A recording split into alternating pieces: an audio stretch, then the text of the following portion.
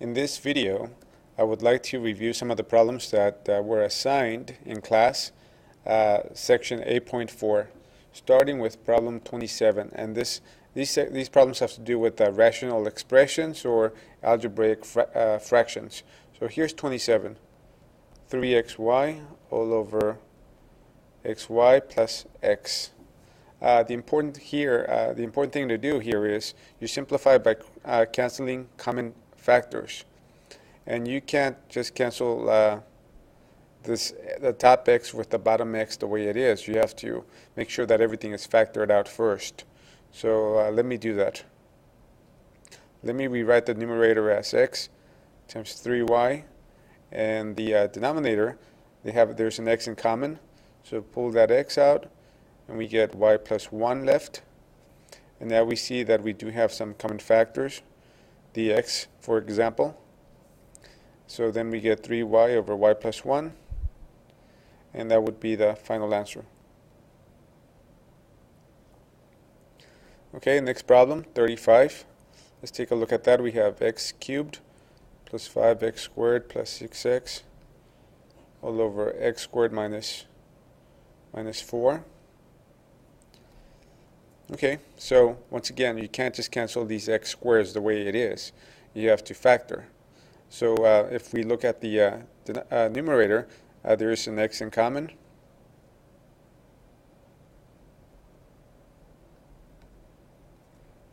That denominator is a difference of squares.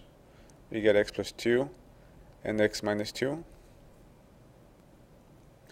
Nothing cancels out, but the numerator can still be factored into two parentheses, x plus 3 and x plus 2.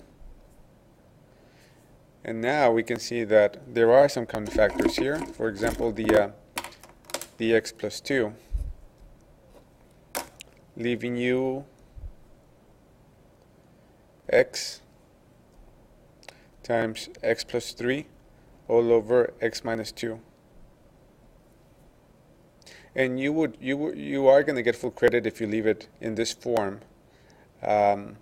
Now, some textbooks, or a lot of textbooks, like for example the back of the answer, you would find that they would distribute this, provided that nothing else cancels out here. You would get x squared plus 3x, x minus 2. So they more than likely they would distribute, but either way you'll get full credit. Okay, that's problem 35. Let me take a look now at problem 49. In problem 49 we have two algebraic fractions or rational expressions that are multiplying.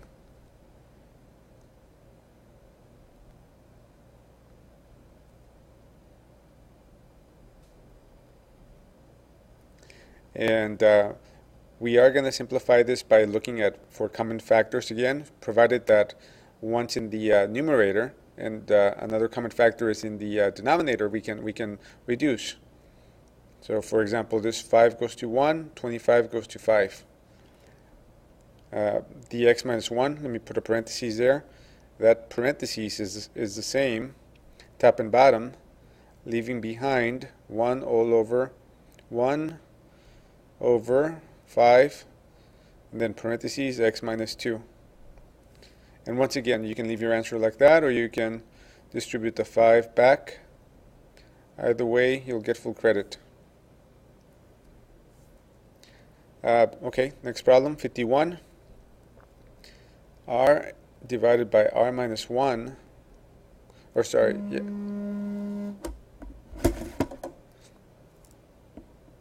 Sorry, r over r minus 1 divided by r squared all over r squared minus 1.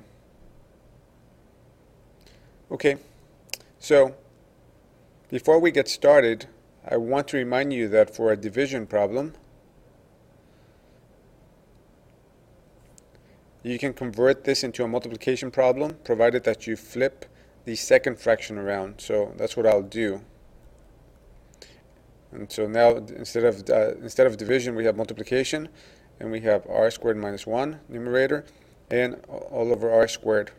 Okay, so now let me simplify this. First fraction, just leave it as it is. Second fraction, we have difference of squares, r plus 1, r minus 1, all over r squared. Okay, so let's see, this r cancels out with 1r there. The x minus 1, let me put a parenthesis there, those cancel out, leaving behind r plus 1 all over r, and that would be the final answer. And please do not cancel out those r's. Okay, so that's final answer, 51. The last problem that I'd like to go over is problem 57. 57 looks like this. 6 take away 5 over x plus 3. So we have a whole number minus an algebraic fraction. Okay, what you can do is common denominators. Put a 1 underneath the 6 and then find out what is the first denominator. What is it lacking that the second denominator has? We want to make them the same. So we need to multiply that by x plus 3, top and bottom. And if you do that, we're going to get a common denominator of x plus 3. Let me simplify the numerator. We have 6 times x, or 6x, plus 18, minus the second fraction, just leave the same way, minus 5. And let me simplify this. This is a 6x plus 13 all over x plus 3, and that would be the final answer. So that would be it. Okay, and that's it.